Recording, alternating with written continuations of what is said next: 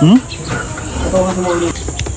Nakakita na ba kayo ng pinakamalaking sahog sa goto? Dahil dito sa Kuya Oliver Goto, may dinosaur silang tinatawag na talaga namang pinipilahan at binabalik-balikan ng mga customers. Sino nga namang hindi mapapalingon kapag nakita mo isang malaking mangkok na may napakalaking beef bone na punong-puno ng malambot na karne, nakababad sa mainit at nag-uumapaw na linamnam ng Gotong Batangas. At alam nyo ba, hindi minamadali ang pagluluto nila dito. Umaabot ng 3 hanggang 5 oras ang pagpapakulo para makuha yung tunay na linamnam ng sabaw at lumambot ng gusto yung karne. Ang maganda pa nga dito, halos lahat ng pagkain nila ay niluluto lahat sa kahoy gamit ang kanilang napakalaking lutuan. Kaya kakaiba talaga yung lasa at aroma na nakukuha sa bawat serving. Yung sabaw malasa at malinamnam yung timpla. Yung tipong mapapapikit ka muna bago ka makapagsalita. Tapos isabay mo pa yung malambot nilang karne mula sa kanilang sikat na dinosaur. Talaga namang matatakam ka bawat subo. At kung gusto mo naman dagdagan yung lasa, meron silang espesyal na sausawan. Hindi to yung ordinaryong fried garlic na nakabalot na nabibili sa palengke. Yung fried garlic nila dito, totoong bawang na sila mismo ang nagluluto. Kaya bawat kutsara may extra aroma, anghang at sarap na lalong nagpapalakas ng lasa ng goto. Kaya kung naghahanap kayo ng goto na niluto sa tradisyonal na paraan, may sikat na dinosaur na sigurado magpapabusog sa inyo, subukan nyo na ang Kuya Oliver Goto. Ito ang klase ng goto na isang higop pa lang mapapa-order ka na agad ng isa pang mangkok. Kaya tara, kain tayo! Guys, andito nga pala tayo sa pinakasikat na Kuya Oliver's Goto dito sa may Batangas. Half price.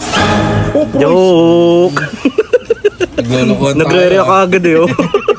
Grabe, napakalaki ng mga tipak pala nito. Oo nga no, gout is waving ah. Dessert mo. Oh, boss, Ayan, gout daw, gout. Pag Ayan, gamot sa gout. may dessert tayo. Dito ka lang, dito ka lang. Yan. Ano muna natin to.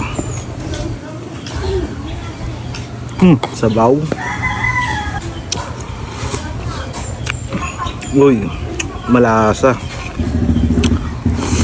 Napakasarap. Pinakuluan to sa ano sa malaking kawa. Tsaka yung ulingan nila, yung lutuan nila dito, yung kahoy mismo, kaya lasan-lasa mo.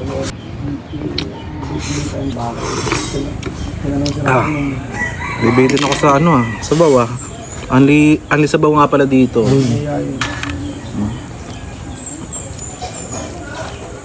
Tapos isa nga pala sa nagpapasarap dito, itong fried garlic na nila. Fried garlic nila, nag-garlic talaga mismo Hindi to yung nabibili sa palengke na nasa plastic.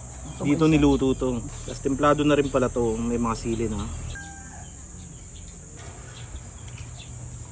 Mas lalong sumarap kasi crispy yung yung bawang.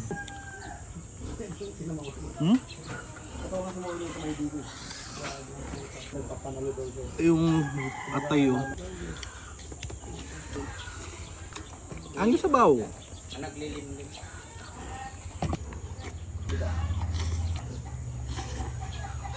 Kuha tayong taba Muni mo yan, boss. Yung Tinira talaga namin yan sa'yo. yung taba.